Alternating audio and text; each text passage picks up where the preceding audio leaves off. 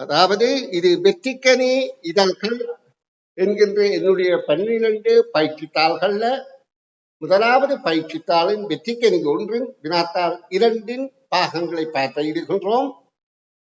இங்கே முதலாவது வினா பந்தியை வாசிக்கவும் அரச பரீட்சையும் இதே போலதான் அநேகமாக வருவது. அதாவது நாங்கள் இந்த பரீட்சைத்தாளை தயாரிப்பதே அரச பரீட்சையை ஆதாரமாக வைத்துத்தான், அப்ப அதன் தழுவலாகத்தான் இருக்கும். அப்ப அநேகமான வினாக்களுக்கு பரீட்சை அநேகமாக கடந்த காலங்களில் நடந்த அரச பரீட்சைகள்ல தமிழ்ல தாய்மொழி மொழி விருத்தியில முதலாவது பந்தியை தந்து பந்தி சார்பான 6-7 கேள்வி கேட்பார்கள். அதற்கு 5-6 புள்ளிகள் கிடைக்கும். ஒவ்வொரு வினாவுக்கும் ஒவ்வொரு விடைக்கும் ஒவ்வொரு புள்ளிகளாக கிடைக்கும். அப்ப இதுல உள்ள ஒரு சில பரீட்சைகள்ல பாடலும் வந்திருக்கின்றது. அப்ப நாங்கள் பாடலோ பந்தியோ வரும் என்பது தெரியாது. எது வந்தாலும் நாங்கள் அதை வாசித்து விளங்கி விடையளிக்க பயிற்சி பெற்றிருத்தல் வேண்டும். இப்ப இங்க சொல்லப்படுது பந்தியை வாசிக்கவும். அந்த பந்தியை வாசிக்கிறதுக்கு முதல்ல கீழே உள்ள வினாக்களுக்கான அறிவுறுத்தல்களை பாருங்கோ. பந்தியை மாத்திரம் பயன்படுத்தி விடை எழுதுக. நல்லா அவதானித்துக் கொள்ளுங்கோ. பந்தியை நன்றாக வாசித்து விளங்கி பந்தியில் உள்ள சொற்களை, அதாவது பந்தியை மாத்திரம் பயன்படுத்தி பந்தியில உள்ள சொற்களை பயன்படுத்தி விடையெழுத பயிற்சி பெற வேண்டும். தற்செயலாக பந்தியில அப்படி சொல்லில்லாவிட்டால் அந்த பொருத்தமாக சொல்ல போடலாம். அதற்காக நீங்க பந்தியில சொல்லியிருக்க வேறு ஒரு சொல்ல நீங்க சரியாகத்தான் பயன்படுத்தினாலும் புள்ளி கிடைக்காது என்பதை கவனத்திலே கொள்ளுங்கள். இதுதான் அறிவுறுத்தல்களை பின்பற்றுதல் என்கின்ற முக்கியமான விடயம். சரி, இனி நான் பந்தியை வாசிக்கிற முறையை பழக்கிறேன் பாருங்கோ. ஏனென்று சொன்னால் வாசிப்பிலையும் பல வகை இருக்கின்றன. சில பிள்ளைகள் வாசிக்க முதலே அந்த விடயங்களை முதலே கருதி கொண்டு அங்க உள்ள சொற்கள் எழுத்துக்களை சரியாக எழுத்து கூட்டாமல் கருத்து பிழையாக வாசிப்பார்கள். அதாவது முன்னுக்கே உணர்ந்தது. ஒரு வாக்கியத்தை வாசிக்க குமார் பாட்டு பாடினான் என்றதை வாசிக்க எங்களுக்கு தெரியும் குமார் என்றா பாட்டு பாடினான் என்றுதான் தெரிவித்து. அப்ப நாங்க அதை முதலே உணர்ந்தபடியே வாசிக்கிறோம். அது சரி. ஆனா சில இடங்களை அப்படி வாசிக்கிற இடத்துல தவறுகளும் ஏற்படலாம். ஏன் நான் சொல்றேன் என்றால் எழுத்துக்களுக்கு முக்கியத்துவம் வழங்குங்கள். எழுத்துக்கள் தானே சொற்களை உருவாக்குகின்றது. அப்போ ஒரு எழுத்து மாறுபட்டாலே சொல் மாறுபடும். இப்ப உதாரணத்துக்கு பாருங்க, பணம் என்ற சொல்லில 3 எழுத்து இருக்கு. அதிலே அந்த பானா என்ற எழுத்திலே ஒரு விசிறி வந்து பீயென வந்துவிட்டால் பிணம் என வந்து விடுகின்றது. அப்போ எழுத்த பிழையாக வாசித்தால் பணம் என்பதற்கு பதிலாக பிணம் என வாசிப்போம். அப்ப நான் இதே சொல்றேன் என்றால் எழுத்துக்களுக்கு முக்கியத்துவம் வழங்கி வாசிக்க பழக்கங்கள். சரி, இப்ப இந்த வாசிக்கிற விடயத்தை சொல்லித்தாரு பாருங்க. அண்ணா ஆச்சரிய குறி இருக்கின்றது, வியப்பு குறி, விழிப்பு. அப்ப இந்த விழிப்பு குறியில நாங்க நின்று அந்த விழிப்பு மாதிரி அந்த சொல்ல, அதாவது ஒருவரை பார்த்து அழைப்பது போல அந்த சொல்ல நாங்க வாசித்து பழக்க வேண்டும். அண்ணா, எந்த ஒரு வீரனுக்கும் உடலும் உள்ளமும் உள்ளும் புறமும் உற்சாகமாக இருக்க வேண்டும். இப்ப இந்த வேண்டும் என்றதுல முற்றுப்புள்ளி இருக்கின்றது. அப்ப நாங்க நிறுத்த வேண்டும். அதை விட்டு அடுத்த சொல்ல உடனே சேர்க்கக்கூடாது. வாசித்து பழகுகின்ற போது சொற்களை அச்சுறுத்தி எழுத்துக்களை சரியாக உச்சரித்து வாசிக்க பழகுங்கள். அப்ப அண்ணா என்றது விழிப்பு இருந்தபடியால் விழியுங்கோ. அதுக்கு பிறகு இறுதியில இருக்க வேண்டும் என்றது முற்றுப்புள்ளி நிறுத்துங்கோ. அண்ணா, எந்த ஒரு வீரனுக்கும் உடலும் உள்ளமும் உள்ளும் புறமும் உற்சாகமாக இருக்க வேண்டும். உங்கள் உடல் நலம் பாதிக்கப்பட்டுள்ளது. ஐயோ ஐயோ, நான் சொல்வதை கேளுங்கள். உங்கள் தோல்விக்கு அதுவே காரணம். உடல் நலம் பாதிக்கப்பட்டால் உள்ளமும் பாதிக்கப்படும். இனி உங்கள் உடல் நலத்தில் கவனம் செலுத்துங்கள். நோயற்ற வாழ்வை குறைவற்ற செல்வம் என்பதையும் மறந்து விடாதீர்கள். உங்கள் உடல் நலம் சீரானால் நிச்சயம் வெற்றி கிடைக்கும் என்று கூறிவிட்டு சிட்டுக்குருவி பறந்தது. அன்பு குழந்தைகளே, நான் சொல்ற வடிவத்தை கேளுங்கோ. இது எங்களுடைய பாடப்பயிற்சி புத்தகத்தில் உள்ள ஒரு பகுதிதான். இது நீங்க ஏற்கனவே அந்த பாடப்பயிற்சியில வாசித்திருப்பீர்கள். சில வேளை இங்கே சில சொற்கள் மேலதிகமாக இந்த பயிற்சிக்காக வழங்கப்பட்டிருக்கும். அப்ப இந்த பந்தியை வாசிக்கிற போது நீங்க பந்தியை புரிந்து கொள்ள பழக வேணும்.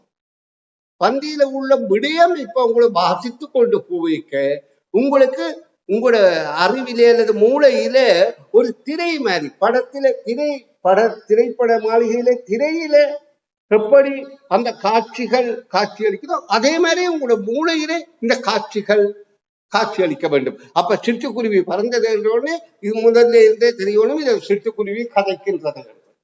சிட்டுக்குருவி கதைக்க மாட்டது, ஆனா கதைப்பதாக கற்பனை பண்ணி கொண்டுதான் நாங்கள் இங்கே இந்த பந்தியை அமைத்திருக்கிறோம். அப்ப இந்த சிட்டுக்குருவி இன்னொருவரிடம் கதைக்கின்றது. அப்ப எங்களுக்கு ஏற்கனவே தெரியும், குதிரைக்குத்தான் தோல்வி ஓட்ட போட்டியில தோற்ற பிறகு சிட்டுக்குருவி ஆலோசனை கூறுகிறது என்பது பாடப்பரப்புல படித்திருக்கிறோம். அப்ப எங்களுக்கு தெரியும், இது சிட்டுக்குருவி குதிரையுடன் கதைக்கின்றது. அப்ப அதை என்ன சொல்கிறது, அண்ணா என்று விழிக்கின்றது. குதிரை பெரியது, அப்ப அதை பெரியவர்களே எப்பவும் அண்ணா என்றுதான் விழிப்பார்கள். அண்ணா, எந்த ஒரு வீரனுக்கும் உடலும் உள்ளும் புறமும் உற்சாகமாக இருக்க வேண்டும். அதாவது ஒரு அறிவுரை, எந்த ஒரு வீரனாக இருந்தாலும் அவன் உடலும் உள்ளும் புறமுமாக சந்தோஷமாக, அதாவது மகிழ்ச்சியாக இருக்க வேண்டும், அதாவது உற்சாகமாக இருக்க வேண்டும். அவங்களை விளங்கிட்டு இந்த சிட்டுக்குருவி இந்த குதிரைக்கு சொல்லுது, அதாவது எந்த ஒரு வீரனாக இருந்தாலும் எந்த ஒரு விளையாட்டு வீரனுக்கும், அதாவது உடல் உள்ளம் தண்டம், உள்ளம் என்பது மனம், உடல் என்பது வெளியில உள்ள உடம்பின் உறுப்புகள். இந்த உடலும் உள்ளமும் உற்சாகமாக இருக்க வேண்டும், உள்ளும் புறமுமாக. உள்ளம் புறமும் என்பது மனம் உள்ளுக்கு சந்தோஷமா இருந்தால் தான் வெளியில எங்களுக்கு உற்சாகம் இருக்கும். அகத்தின் அழகும் முகத்தில் தெரியும் என்று சொல்றாங்க. உள்ளுக்கு மனம் சந்தோஷமா இருந்தா எங்களை கைகாலெல்லாம் நல்ல துடிதுடிப்பா உற்சாகமா வேலை செய்யும். அப்ப உள்ளம் புறமும் உற்சாகமாக இருக்க வேண்டும் என்றதான் இந்த சிட்டுக்குருவி குதிரைக்கு சொல்கின்றது. அப்ப இந்த குதிரைக்கு ஏதோ ஒரு பிரச்சனை இருக்கின்றதான் இந்த கருத்து.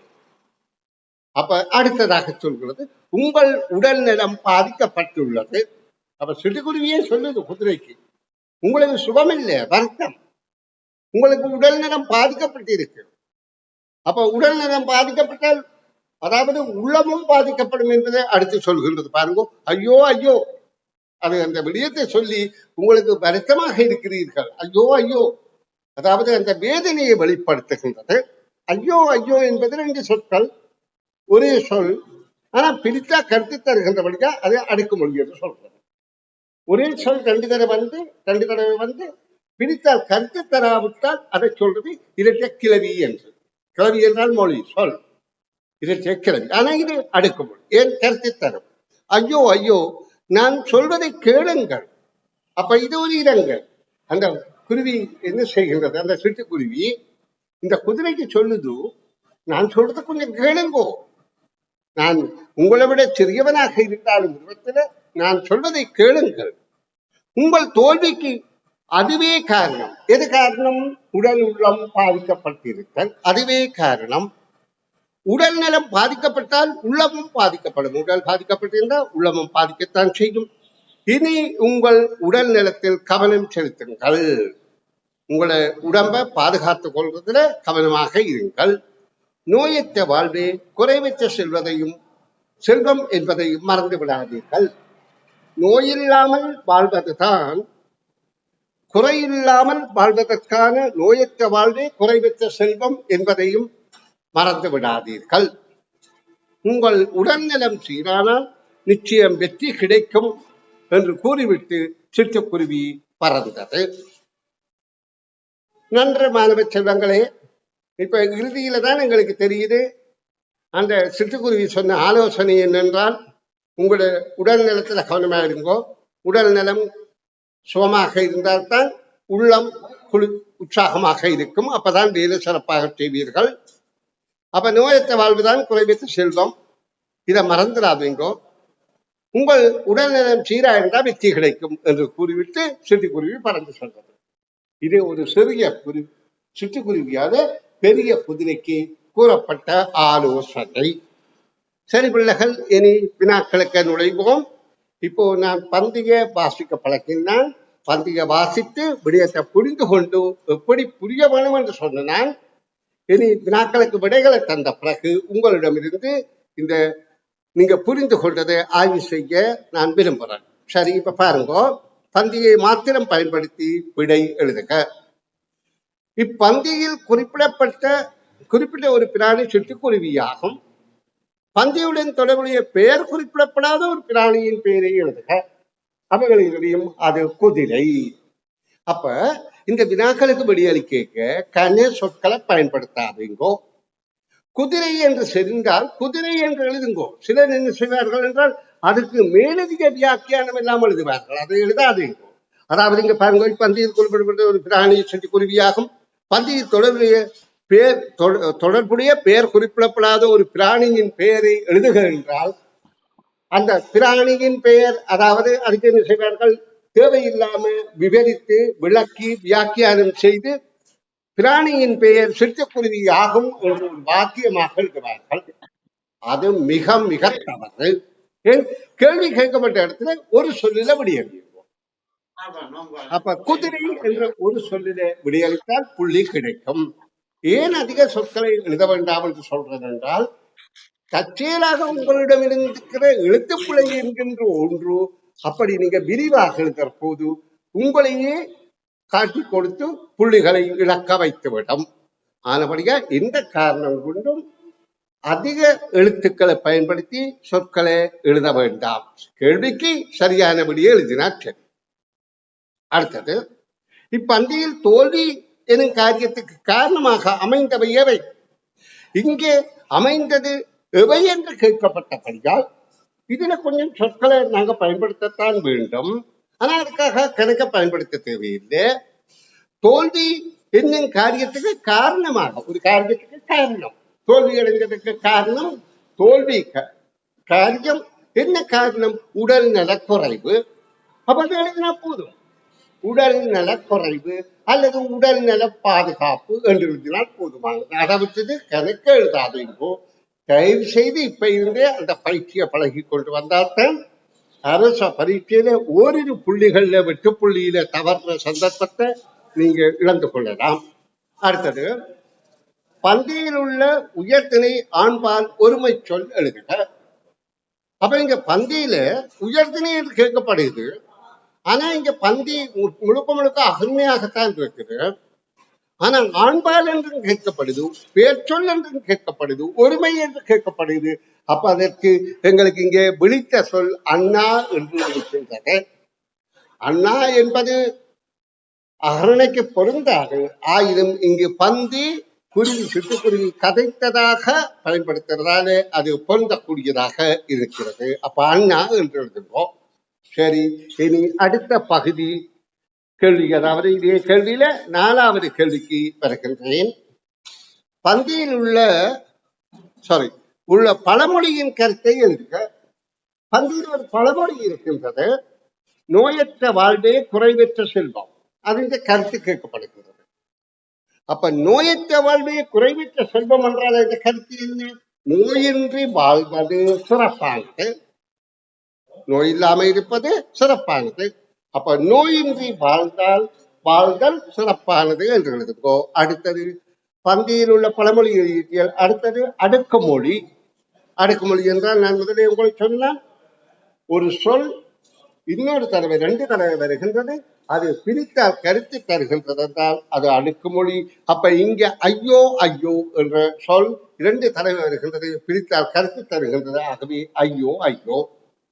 அடுத்தது இணைமொழி. இணைமொழி என்றால் ஒரு சொல்லோடு இன்னொரு சொல்லு இணையாக சேர்ந்து கருத்து தரதான் இணைமொழி. அப்ப இங்க இணைமொழியாக இருப்பது உள்ளும் புறமும். உள்ளும் புறமும் என்றது, உள் என்பது அகம், புறம் என்பது வெளி. அப்ப வெளியும் உள்ளும் சேருகின்றத உள்ளும் புறமும் என்று சொல்லப்படுகின்றது. அது உள்ளும் புறமும் என்பது இணைமொழி. இணைமொழி என்பது பல சொற்பிரயோகத்தை பயன்படுத்தாமல் கொஞ்சம் சொல்லில விடயத்தை சொல்றது. அதுக்காக எல்லாம் எதிர்கருத்துள்ள இரண்டு சொல்லுதான் பெருமண்டில் ஒத்த கருத்து சொற்களும் வரும், எதிர்கருத்து சொல்லும் வரலாம். அப்படி வருவதுதான் இணைமொழி. அப்ப இங்க உள்ளும் புறமும் என்பது இணைமொழியாக கருதப்படுகின்றது. நன்று. இது முதல் பக்க வினாவுக்கு விடை காணும் விளக்கம் கற்றுவிட்டோம்.